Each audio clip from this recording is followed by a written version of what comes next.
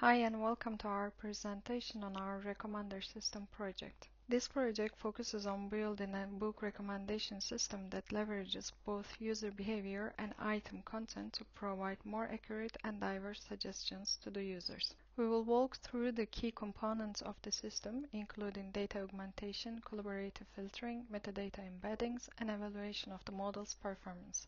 We will also discuss the challenges we face and the future directions for improving the system. Thank you for joining us, and let's get started.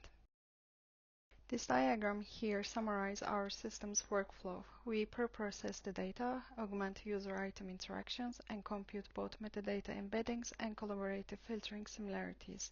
These are combined into a hybrid similarity matrix, which is used to generate and evaluate recommendations.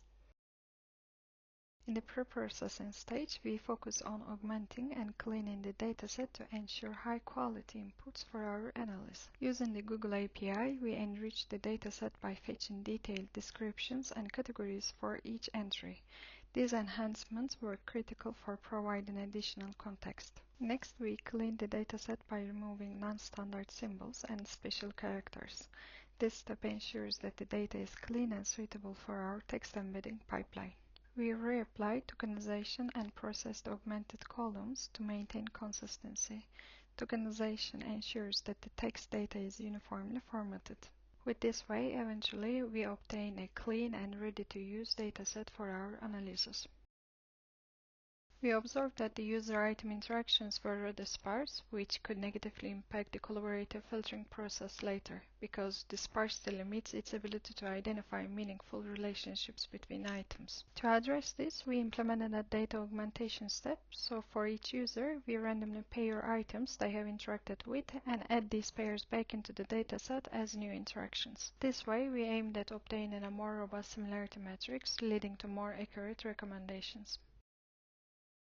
After the data augmentation, we use this enriched data in collaborative filtering, which is designed to identify relationships between items based on shared user interactions. The process starts by constructing a user item matrix where each row represents a user and each column represents an item.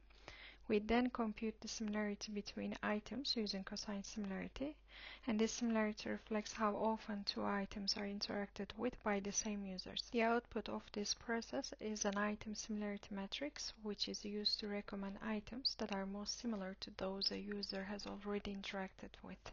Collaborative filtering is highly effective for capturing behavioral patterns, but has limitations, such as struggling with less popular items, and this is where metadata embeddings come in the next.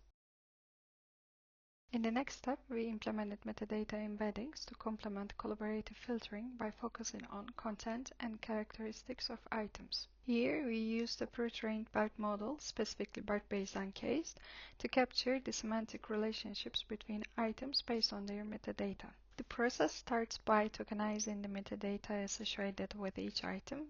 This includes fields like titles, authors, subjects, and descriptions, and these tokenized inputs are fed into the BERT model. Then from BERT's output, we extract CLS token, which serves as a summary representation of the entire input text. Once we have these embeddings, we compute the cosine similarity between them. This allows us to quantify how similar two items are based on their textual descriptions. Finally, we normalize these similarity scores to construct a similarity matrix, where each value represents the degree of semantic similarity between a pair of items. In this step, we combine the collaborative filtering and metadata embeddings into a single hybrid similarity matrix. To do so, we use a weighted approach. Specifically, we compute the hybrid similarity as a weighted sum of the both similarity matrices. The final matrix captures both semantic and behavioral relationships between items, and therefore it enables us to obtain more accurate and diverse recommendations. And finally, we generate recommendations by using the hybrid similarity matrix.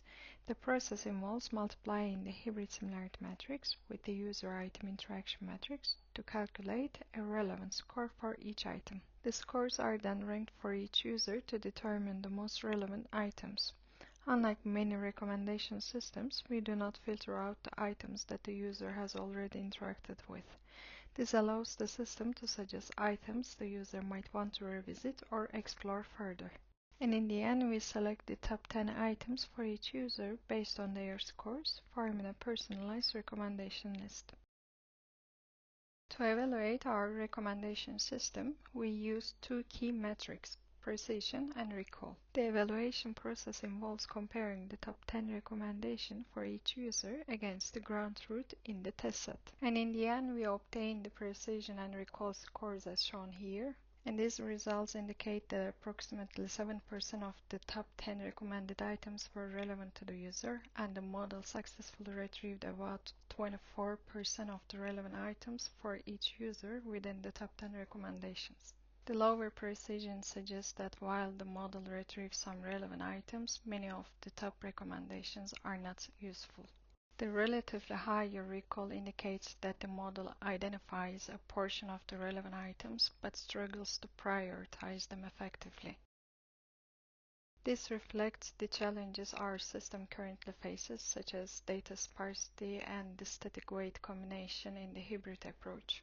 Additionally, the model relies heavily on high-quality metadata, so missing or inaccurate metadata can degrade recommendations. Another important issue, personalization is limited as metadata embeddings focus on generalized relationships, and collaborative filtering tends to favor popular items. In conclusion, this hybrid approach effectively combines metadata and collaborative filtering to generate personalized recommendations. Yet, the system currently underperforms and there is still room for improvement. Future work could focus on addressing the challenges we have faced and discussed here. And with that, we would like to thank you all for your attention.